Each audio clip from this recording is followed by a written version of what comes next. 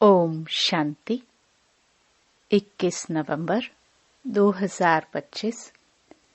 बाबा के महावाक्य।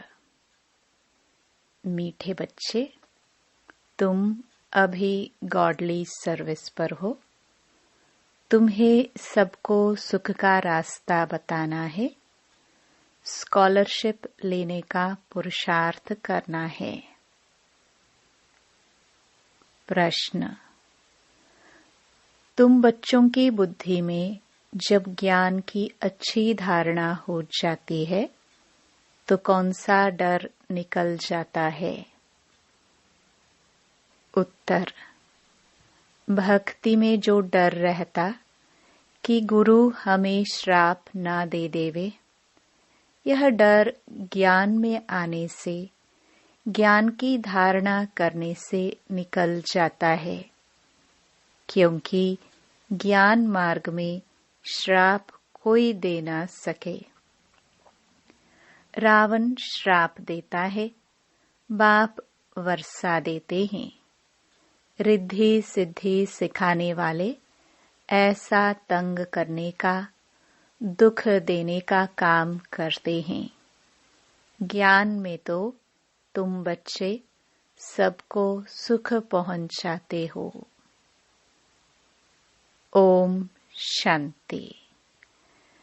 मीठे मीठे रूहानी बच्चों प्रति रूहानी बाप बैठ समझाते हैं। तुम सब पहले आत्मा हो, यह पक्का निश्चय रखना है। बच्चे जानते हैं हम आत्माएं परमधाम से आती हैं, यहाँ शरीर लेकर पाठ बजाने। आत्मा ही पाठ बजाती है। मनुष्य फिर समझते शरीर ही पाठ बजाते हैं। यह है बड़े ते बड़ी भूल, जिस कारण आत्मा को कोई जानते नहीं। इस आवागमन में हम आत्माएं आती जाती हैं, इस बात को भूल जाते हैं।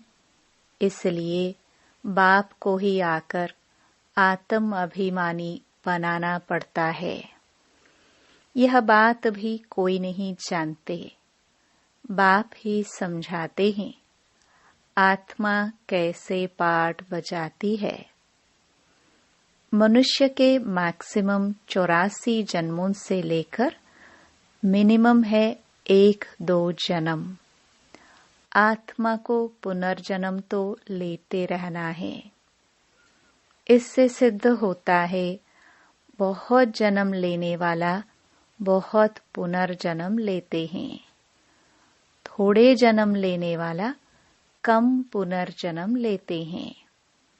जैसे नाटक में कोई का शुरू से पिछाड़ी तक पाठ होता है, कोई का थोड़ा पाठ होता है। यह कोई मनुष्य नहीं जानते। आत्मा अपने को ही नहीं जानती तो अपने बाप को कैसे जाने? आत्मा की बात है ना। बाप है आत्माओं का। श्री कृष्ण तो आत्माओं का बाप है नहीं। श्री कृष्ण को निराकार तो नहीं कहेंगे, साकार में ही उनको पहचाना जाता है। आत्मा तो सबकी है, हर एक आत्मा में पाठ तो नोंधा हुआ है। यह बातें तुम्हारे में भी नंबरवार पुरुषार्थ अनुसार है जो समझा सकते हैं। अभी तुम बच्चे जानते हो हम आत्माओं ने 84 जन्म कैसे लिए हैं।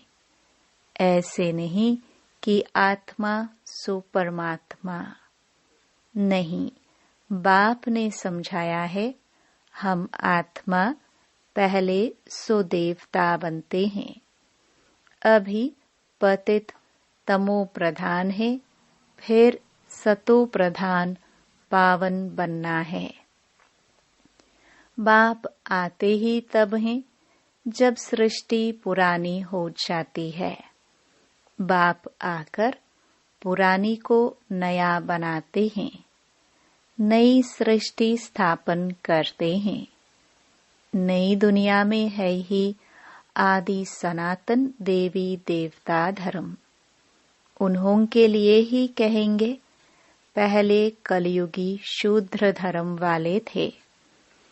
अब प्रजापिता ब्रह्मा के मुख वंशावली बन ब्राह्मण बने हो। ब्राह्मण कुल में आते हो। ब्राह्मण कुल की डायनेस्टी नहीं होती।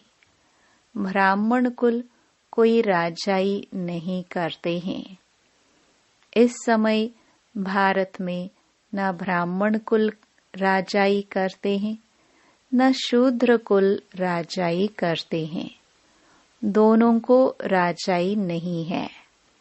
फिर भी उनका प्रजा पर प्रजा का राज्य तो चलता है। तुम ब्राह्मणों का कोई राज्य नहीं है। तुम स्टूडेंट पढ़ते हो, बाप तुमको ही समझाते हैं। यह 84 का चक्र कैसे फिरता है। सतयुग त्रेता, फिर होता है संगम युग।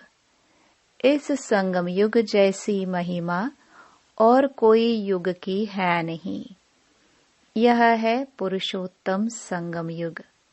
सतयुग से त्रेता में आते हैं।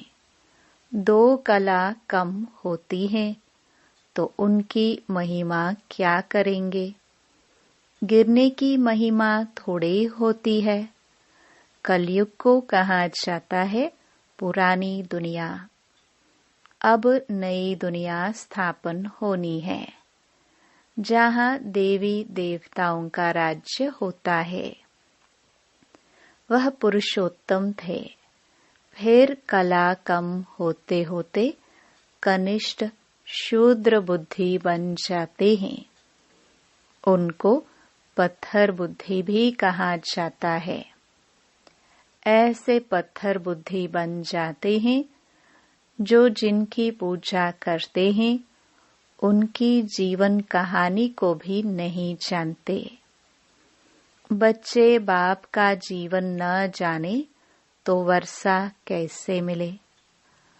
अभी तुम बच्चे बाप के जीवन को जानते हो।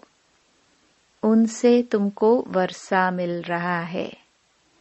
बेहद के बाप को याद करते हो।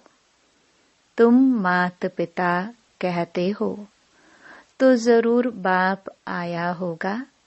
तब तो सुख घनेरे दिए होंगे ना।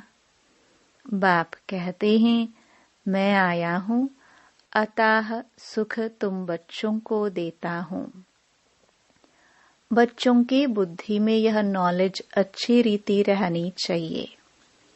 इसलिए तुम स्वदर्शन चक्रधारी बनते हो। तुमको अब ज्ञान का तीसरा नेत्र मिला है। तुम जानते हो हम सो देवता बनते हैं। हम शूद्र से ब्राह्मण बने हैं। कलयुगी ब्राह्मण भी है तो सही ना। वो ब्राह्मण लोग जानते नहीं कि हमारा धर्म अथवा कुल कब स्थापन हुआ, क्योंकि वह है ही कलयुगी। तुम अभी डायरेक्ट प्रजापिता ब्रह्मा की संतान बने हो और सबसे ऊंच कोटि के हो।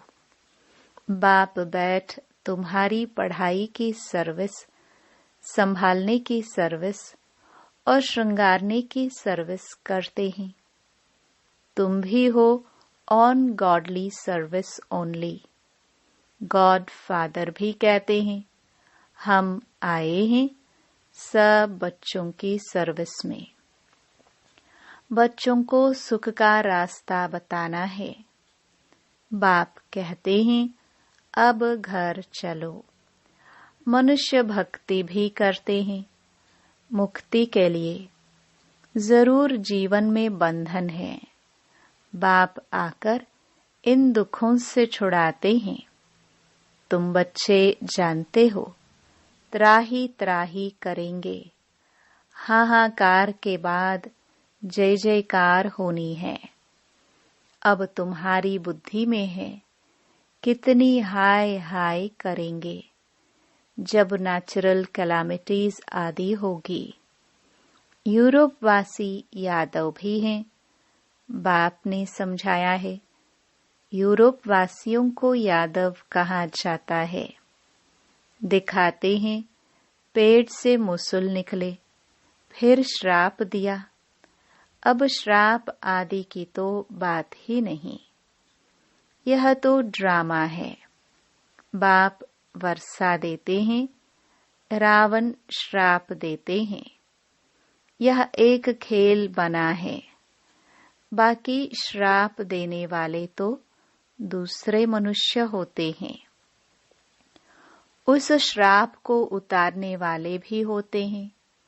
गुरु गोसाई आदि से भी मनुष्य लोग डरते हैं कि कोई श्राप न देवे। वास्तव में ज्ञान मार्ग में श्राप कोई दे ना सके। ज्ञान मार्ग और भक्ति मार्ग में श्राप की कोई बात नहीं। जो रिद्धि सिद्धि आदि सीखते हैं वो श्राप देते हैं, लोगों को बहुत दुखी कर देते हैं, पैसे भी बहुत कमाते हैं। भक्त लोग यह काम नहीं करते। बाबा ने ये भी समझाया है, संगम के साथ पुरुषोत्तम अक्षर जरूर लिखो। त्रिमूर्ति अक्षर भी जरूर लिखना है और प्रजापिता अक्षर भी जरूरी है, क्योंकि ब्रह्मा नाम भी बहुतों के हैं। प्रजापिता अक्षर लिखेंगे तो समझेंगे साकार में प्रजापिता ठहरा। सिर्फ ब्रह्मा लिखने से सूक्ष्म वतन वाला समझ लेते हैं। ब्रह्मा विष्णु शंकर को भगवान कह देते हैं। प्रजापिता कहेंगे तो समझा सकते हो, प्रजापिता तो यहाँ है, सूक्ष्म वतन में कैसे हो सकता। विष्णु को तो दिखाते हैं ब्रह्मा की नाभि से निकला। तुम बच्चों को भी ज्ञान मिला है, नाभि आदि की कोई बात ही नहीं। ब्रह्मा सो विष्णु, विष्णु सो ब्रह्मा कैसे बनते हैं। सारे चक्र का ज्ञान तुम इन चित्रों से समझा सकते हो। बिगर चित्र समझाने में मेहनत लगती है। ब्रह्मा सो विष्णु, विष्णु सो ब्रह्मा बनते हैं। लक्ष्मी नारायण 84 का चक्कर लगाकर फिर ब्रह्मा सरस्वती बनते हैं। बाबा ने पहले से नाम दे दिए हैं। जब भट्टी बनी तो नाम दिए, फिर कितने चले गए। इसलिए समझाया है ब्राह्मणों की माला होती नहीं, क्योंकि ब्राह्मण है पुरुषार्थी, कभी नीचे कभी ऊपर होते रहते हैं। ग्रहचारी बैठती है। बाबा तो जौहरी था, मोतिया आदि की माला कैसे बनती है, अनुभवी है। ब्राह्मणों की माला पिछाड़ी में बनती है। हम सो ब्राह्मण दैवी गुण धारण कर देवता बनते हैं। फिर सीढ़ी उतरनी है, नहीं तो 84 जन्म कैसे लेंगे। 84 जन्मों के हिसाब से यह निकल सकते हैं। तुम्हारा आधा समय पूरा होता है जब दूसरे धर्म वाले ऐड होते हैं। माला बनाने में बड़ी मेहनत लगती है। बड़ी संभाल से मोतियों को टेबल पर रखा जाता है कि कहाँ हिले नहीं। फिर सुई से डाला जाता है। कहाँ ठीक न बने तो फिर माला तोड़नी पड़े।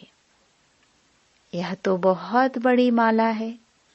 तुम बच्चे जानते हो, हम पढ़ते हैं नई दुनिया के लिए। बाबा ने समझाया है कि स्लोगन बनाओ। हम शूद्र सो ब्राह्मण, ब्राह्मण सो देवता कैसे बनते हैं, आकर समझो। इस चक्र को जानने से तुम चक्रवर्ती राजा बनेंगे, स्वर्ग का मालिक बन जाएंगे। ऐसे स्लोगन बनाकर बच्चों को सिखलाना चाहिए। बाबा युक्तियां तो बहुत बतलाते हैं, वास्तव में वैल्यू तुम्हारी है। तुमको हीरो हीरोइन का पाठ मिलता है। हीरे जैसा तुम बनते हो, फिर 84 का चक्कर लगाए कौड़ी मिसल बनते हो। अब जबकि हीरे जैसा जन्म मिलता है तो कौड़ियों पिछाड़ी क्यों पड़ते हो? ऐसे भी नहीं कोई घर बार छोड़ना है। बाबा तो कहते हैं गृहस्थ व्यवहार में रहते कमल फूल समान पवित्र रहो और सृष्टि चक्र की नॉलेज को जानकर दैवी गुण भी धारण करो तो तुम हीरे जैसा बन जाएंगे। बरोबर भारत 5000 वर्ष पहले हीरे जैसा था। यह है एम ऑब्जेक्ट। इस चित्र को लक्ष्मी नारायण के बहुत महत्व देना है।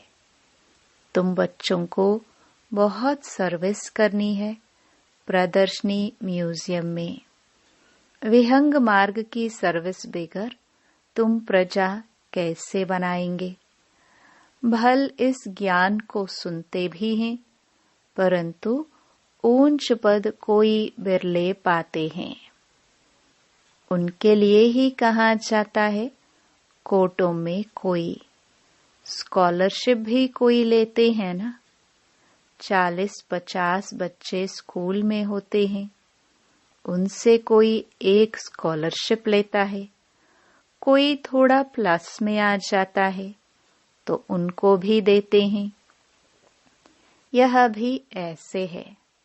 प्लस में बहुत है, 8 दाने हैं, सो भी नंबरवार है ना।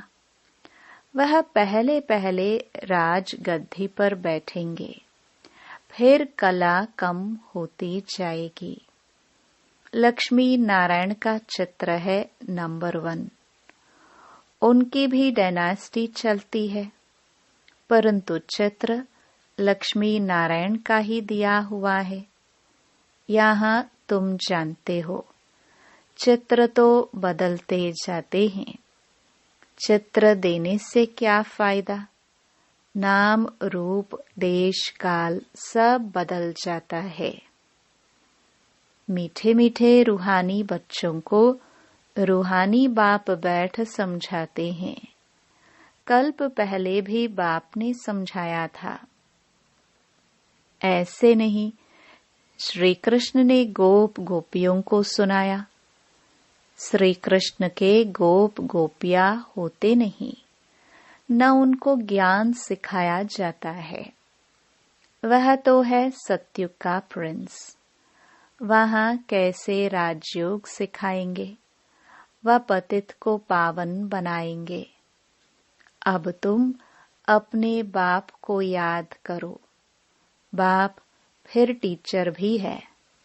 टीचर को स्टूडेंट कभी भूल ना सके, बाप को बच्चे भूल ना सके, गुरु को भी भूल ना सके। बाप तो जन्म से ही होता है, टीचर 5 वर्ष बाद मिलता है, फिर गुरु वानप्रस्थ में मिलता है। जन्म से ही गुरु करने का तो कोई फायदा नहीं है। गुरु की गोद लेकर फिर दूसरे दिन मर जाते हैं। फिर गुरु क्या करते हैं? गाते भी हैं, सतगुरु बिगर गति नहीं। सतगुरु को छोड़ वह फिर गुरु कह देते। गुरु तो ढेर हैं। बाबा कहते हैं, बच्चे तुम्हें कोई देहधारी गुरु आदि करने की दरकार नहीं है। तुम्हें किसी से भी कुछ मांगना नहीं है। कहाँ भी जाता है मांगने से मरना भला। सबको चिंता रहती है हम कैसे अपने पैसे ट्रांसफर करें। दूसरे जन्म के लिए वह ईश्वर अर्थ दान पुण्य करते हैं तो उसका रिटर्न इस ही पुरानी सृष्टि में अल्पकाल के लिए मिलता है। यहाँ तुम्हारा ट्रांसफर होता है नई दुनिया में और 21 जन्मों के लिए। तन मन धन प्रभु के आगे अर्पण करना है। सो तो जब आए तब अर्पण करेंगे ना। प्रभु को कोई जानते ही नहीं तो गुरु को पकड़ लेते हैं। धन आदि गुरु के आगे अर्पण कर देते हैं।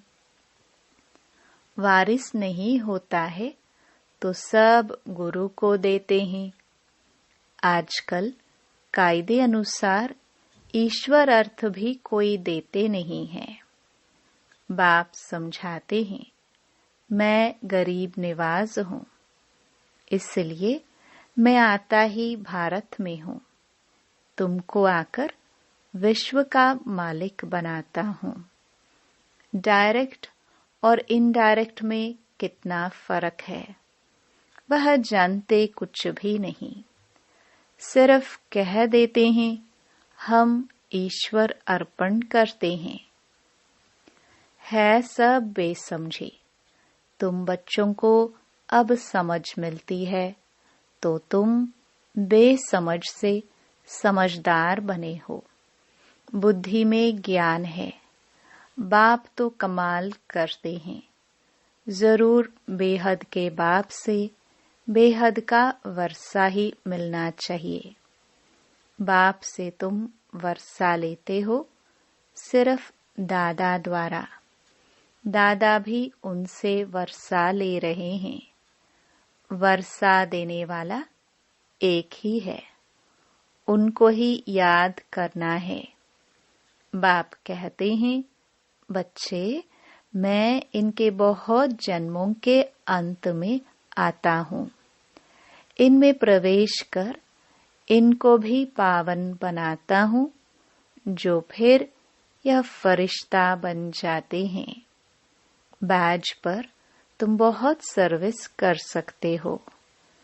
तुम्हारा यह सब है अर्थ सहित बैजेस। यह तो जियदान देने वाला चित्र है। इनकी वैल्यू का किसको भी पता नहीं है और बाबा को हमेशा बड़ी चीज पसंद आती है जो कोई भी दूर से पढ़ सके। अच्छा, मीठे मीठे सिखिलदे बच्चों प्रति मात पिता बाप दादा का याद प्यार और गुड मॉर्निंग। रूहानी बाप के रूहानी बच्चों को नमस्ते। धारणा के लिए मुख्य सार। पहला, बाप से बेहद का वर्षा लेने के लिए डायरेक्ट अपना तन मन धन ईश्वर के आगे अर्पण करने में समझदार बनना है। अपना सब कुछ 21 जन्मों के लिए ट्रांसफर कर लेना है। दूसरा, जैसे बाप पढ़ाने की, संभालने की और श्रृंगारने की सर्विस करते हैं, ऐसे बाप समान सर्विस करनी है। जीवन बंध से निकाल सबको जीवन मुक्ति में ले जाना है। वरदान, ज्ञान कलश धारण कर प्यासों की प्यास बुझाने वाले अमृत कलशधारी भव।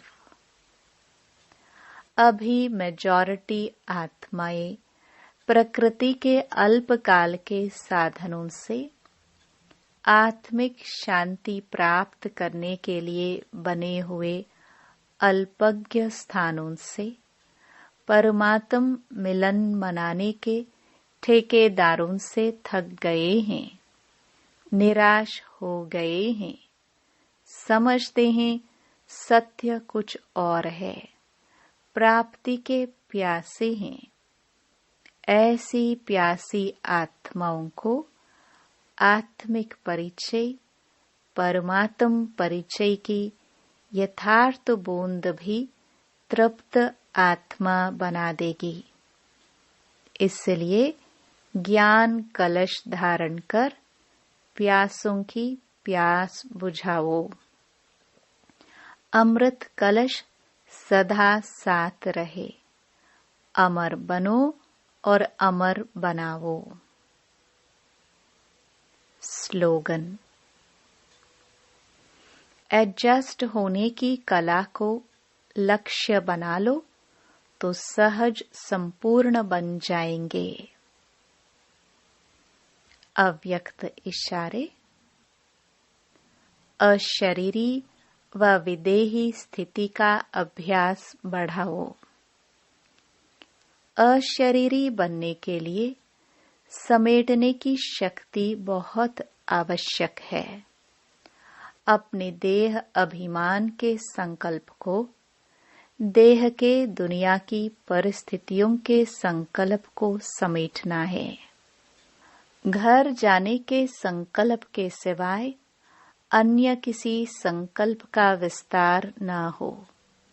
बस यही संकल्प हो कि अब अपने घर गया कि गया। अनुभव करो कि मैं आत्मा इस आकाश तत्व से भी पार उड़ती हुई जा रही हूँ। इसके लिए अब से अकाल तख्त नशीन होने का अभ्यास बढ़ाओ। ओम शांति।